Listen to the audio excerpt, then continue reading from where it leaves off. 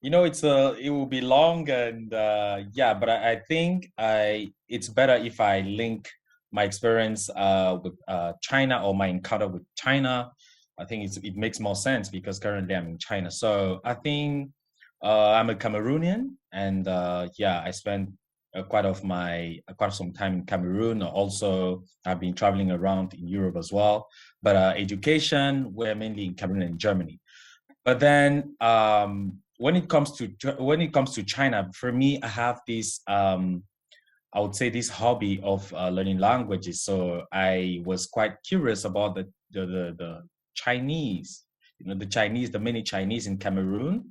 That was in 2014 when I saw a lot of, I saw multiple Chinese businesses, Chinese projects, building stadiums in my country, roads, a lot of infrastructure projects, and me just approaching them, it didn't do any good because I couldn't even understand any Mandarin. So I started to investigate. That's how I came to I came across Confucius Institute. That was in 2015.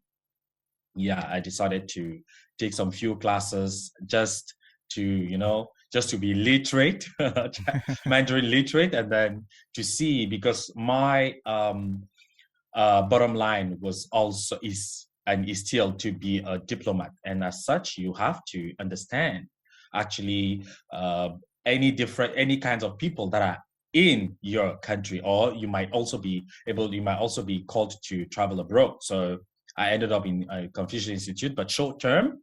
And within the Confucius Institute, I learned a lot of not only the Mandarin, as it's mainly teaching you about the Chinese language and the culture.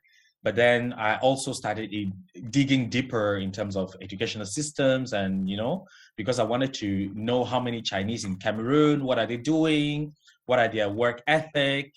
I had no intention of going in China at that time. So, and then I had it was around Minister of Foreign Affairs, Chinese Minister of Foreign Affairs visit to Cameroon. The Foreign Affairs visits African countries. And then he came to Cameroon, and I was actually I was representing the Cameroonian youth to actually welcome him and show him, talk about Yaoundé, the capital city of Cameroon. That's when he actually introduced the whole Peking University, Tsinghua University. I had no idea, because we're actually not quite well informed when it comes to Chinese scholarship or Chinese, school or universities, at the very least in Cameroon. So he introduced those, Peking University, Tsinghua University, and he actually told me that you should go to Peking University. And after I checked on that, and then I decided to apply for Peking University. That's how the same year, 2015, I applied, and successfully I got enrolled at Peking University. But it was a Master of International Relations, Mandarin top. So yeah, that's how I came to, it was here and there. It was it was within a year, very short. But then, and I could speak some decent Mandarin, but I came to China by the end of 2015, and I found out like I was the first time in my life I'm illiterate because you know nothing, no Mandarin, a whole new word. I've never been in China before coming here. I've never been in Asia, so it was now a huge undertaking to move from illiterate to literate. So from illiteracy to literacy.